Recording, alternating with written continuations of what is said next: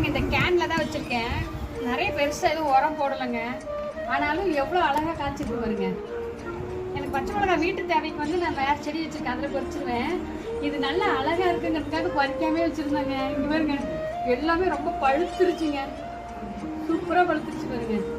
எவ்வளவு காய் காய்ச்சிருக்கு பார்த்தீங்களா? இது பறிச்சதுக்கு அப்புறம் உங்களுக்கு ஒரு வீடியோ போடுறேன். பாய். வணக்கம். வாங்க, இன்னைக்கு மிளகா பழுத்ததெல்லாம் நம்ம எடுத்துடலாம். விதைக்காக காய வச்சு அடுத்த சீசனுக்கு நிறைய விதை போடலான்ட்டு பழுக்க வச்சிருக்கேன். இப்போ அதெல்லாம் பறிச்சு எடுத்துடலாமுங்க. நம்ம எடுத்து விதை யாருக்காவது வேணும்னா கூட கொடுக்கலாம்.